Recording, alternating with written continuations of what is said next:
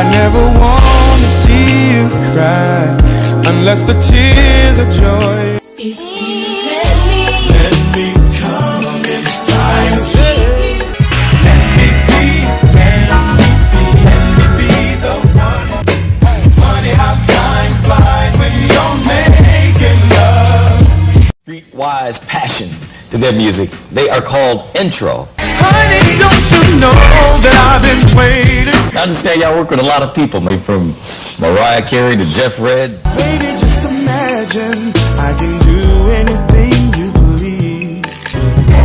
More love than you've ever known. We worked with did projects for Mary J. Blige, who did 3 songs on her album.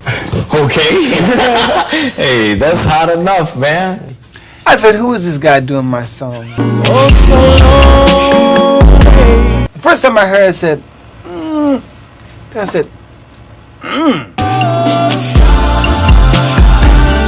As soon as we started with Untouchables, they put us right to work. Like the next week. Like the first time we made love, and I said I love you. Only I'll give it to you, darling.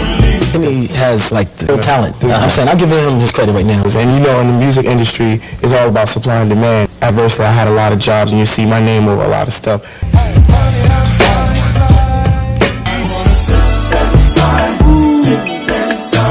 So all this came before your project. Right. Why was it done like that?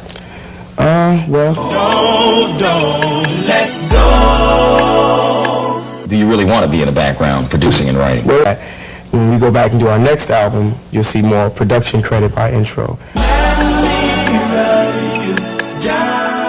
You're telling me that this one has sold out already, the first shipment. And this has been kind of an underground swell, if you will, that's been happening. Why is that? What if I told you one of the most soulful voices of the 90s R&B era was completely erased? Not by a scandal, not by a crime, but by silence. Kenny Greene wasn't just the frontman of the group intro. He was the engine, the pen behind Mary J. Blige hits, a golden voice, a military veteran, and behind closed door, a man carrying a truth the music industry refused to accept. Because back then, being bi in R&B, that was a career death sentence, especially when your image was clean-cut, suit and tie, ladies' man material. But that's not even the half of it. Intro was set up to fail. Atlantic Records bailed on them when the Braxtons came on the scene. A fully finished third album got shelved without explanation, and Kenny suspended from his own group for allegedly disrespecting a DJ. Oh, and while fans were left wondering what happened to Intro, one member had been living a double life for nearly 2 decades as a full-time cop in New York City. You think this was just another R&B group that faded out quietly? Think again. Intro didn't just disappear, they were buried. And what really happened to Kenny Greene? Let's just say the truth didn't come out until after his death, and it shook everyone. Let's break it all down. When people think of 90s R&B, Intro isn't the first name that comes up. Maybe it's Jod to see Boys II Men, Blackstreet, or Shy, you know, the chart toppers with matching outfits, synchronized moves, and enough baby-making ballads to last a lifetime. Intro had all that, the vocals, the harmonies, the sex appeal, but they never quite got the same spotlight. And for years, people just chalked it up to timing. Oh, they were underrated or they had a good run, but it wasn't meant to last. But let's be real, that's a lazy explanation. People didn't know what was really happening behind the scenes.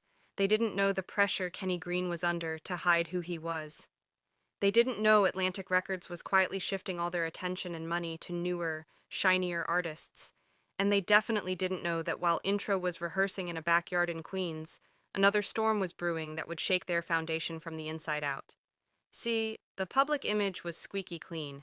Intro stood for innovative new talent reaching out. But what they were really reaching for, survival, respect, a fair shot in an industry that only supported you if you played by its unspoken rules. The truth, the reason Intro never got their flowers wasn't because they weren't good enough. It's because the industry didn't want to deal with the real Kenny Greene. And eventually, they didn't want to deal with Intro at all. And that's where the cracks started to show. Here's the uncomfortable truth. Kenny Greene was never supposed to make it. Not because he lacked talent, please. The man was a songwriting monster. He wrote for Mary J. Blige, Will Smith, Cameron, even 98 Degrees. His pen was so elite, he tied with Jimmy Jam and Terry Lewis for Songwriter of the Year in '93. That's not a fluke. That's GOAT status. But behind the accolades was a secret that could have ruined him. Kenny wasn't straight. And in the hyper-masculine world of 90s R&B, that was a loaded gun aimed straight at his career. Back then, if you didn't fit the image, silky shirts, roses for the ladies, quiet storm vibes, you were done. Labels didn't know how to market you. Fans weren't ready. And the second you showed even a hint of being different, they'd shelf you faster than an expired CD at Tower Records. Kenny knew it too. That's why he stayed silent. That's why he kept his relationships private. He was literally singing love songs to women while hiding a part of himself that he was suspended from the group for allegedly mouthing off in a national interview. But be honest, do you really think that's all it was? That suspension felt more like an excuse, like a convenient way to push him out before things got too real.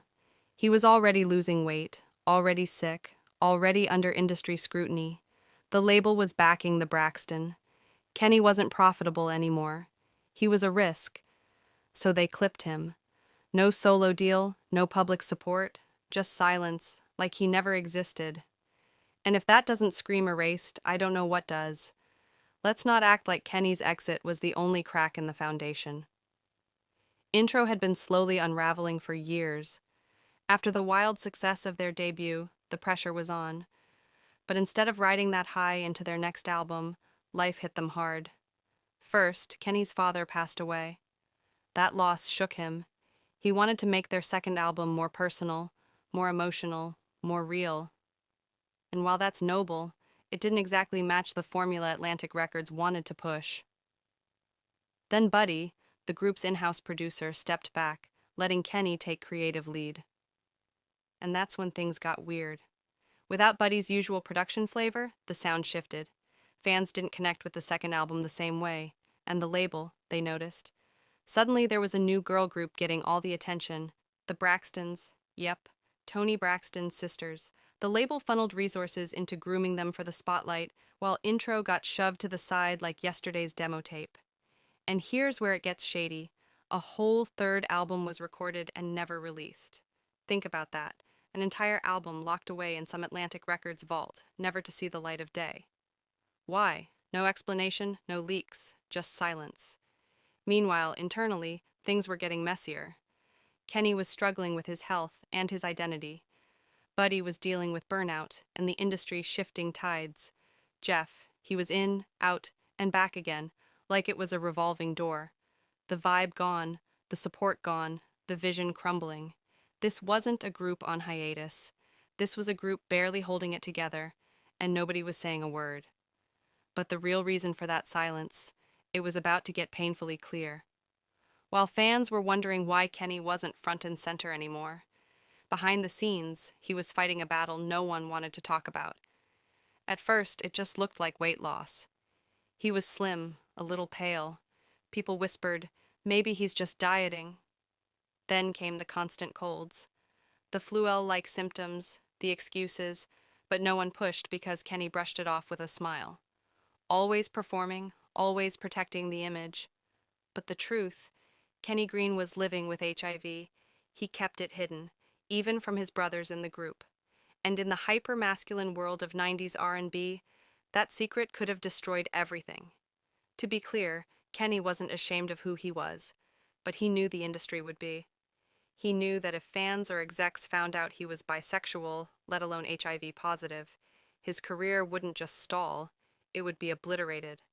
No endorsements, no bookings, no interviews, nothing. And he was right. When Kenny finally came out publicly just months before he passed, it wasn't in a press conference or a music video.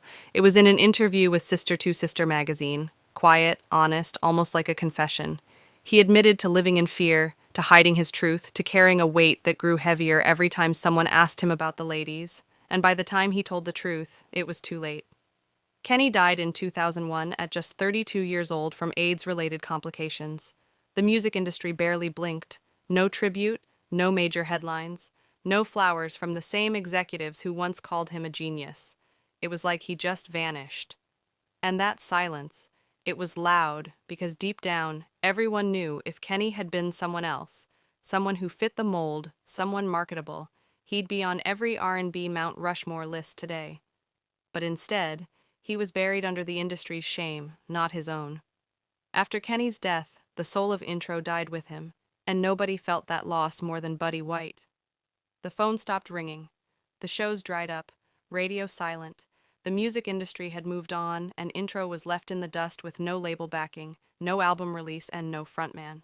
So, what did Buddy do? He did what a lot of men with families do when the dream falls apart. He got a job. But not just any job. For the next 17 years, Buddy White was a full-time New York City cop. Yep. Badge, uniform, 9 to 5. All while fans assumed he was somewhere working on music, and he never said a word. This wasn't just a side hustle, it was his life.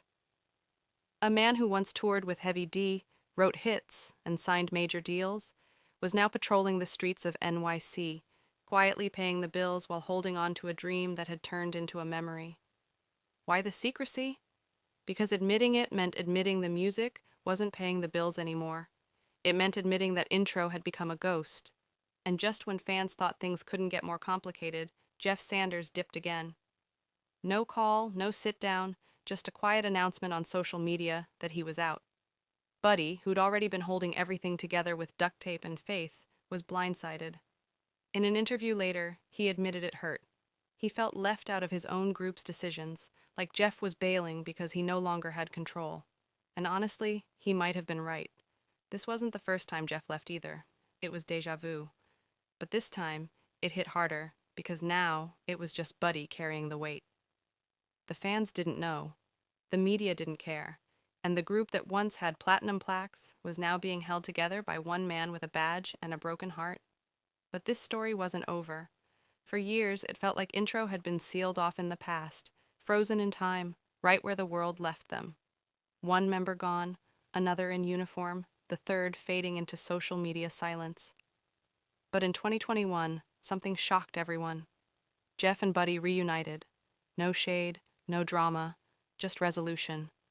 And for once, it didn't feel like nostalgia. It felt like healing. After nearly 2 decades of silence, missed opportunities, and what-ifs, the 2 surviving members of intro came back together. Not for a tour, not for a quick bag, but to tell the story that never got told. Enter the documentary, music, lyrics, and life. The story of Kenny, Jeff, and Buddy. This wasn't a puff piece. This was raw, emotional, and overdue. It finally gave Kenny Greene the recognition he had always deserved. Not just as a singer, but as a man, as a writer, and as someone who carried the burden of being too real in an industry built on image. The doc didn't just touch on the music. It dug into the truth behind the silence, the group's internal tension, the pain of losing a brother, and the quiet strength it took to carry on after the lights went out. And get this, they even planned to release a soundtrack alongside the film. Yep, the long-lost 3rd album. The one Atlantic shelved without warning, it's being reborn. Finally, Kenny's voice would be heard again. Not as a background note, not in someone else's liner credits, but front and center, where it always belonged. It's bittersweet, though, because the redemption came after the pain, after the silence, after the eraser. But at least it came. So, here's the real story. Intro didn't fall off. They were pushed. Pushed by a label that lost interest. Pushed by an industry that couldn't handle Kenny Greene's truth. And pushed by a culture that was too scared to make room for authenticity. Kenny wasn't just the lead singer. He was the heartbeat of the group. A Grammy-nominated songwriter, a generational talent, and a man who dared to live honestly in a space that demanded silence. His death at just 32 didn't just rob music of a legend. It exposed how cruel the industry could be when you don't fit the mold. And yet, he's still overlooked. No lifetime tribute, no awards show montage, just a handful of fans who never forgot. As of now, there's no confirmed net worth publicly listed for intro. But Buddy White has been open about grinding through the years after spending 17 years as an NYPD officer. He officially retired in 2021, just as the group's documentary dropped. Jeff Sanders, after his back and forth with the group, seems to be back in the fold, quietly helping preserve the legacy they all built. And while there's been no major tour or mainstream comeback, there's still talk of releasing their third album as part of the documentary soundtrack. Kenny, he lives on through the lyrics he left behind. From Mary J. Blige to Tyrese, his pen is still whispering truths decades later. So next time someone says Intro was just another 90s group that didn't last, remind them they had platinum plaques, undeniable talent, and a frontman who was too real for the era he was born in. And maybe now, after all the silence, the industry will finally stop pretending they forgot. Because the story of Kenny Greene and Intro, it's not just a story about music, it's a story about identity, about survival, and about what happens when truth finally fights its way to the surface. Kenny Greene wasn't erased by failure, he was erased by fear, and now it's time the world remembers who they buried.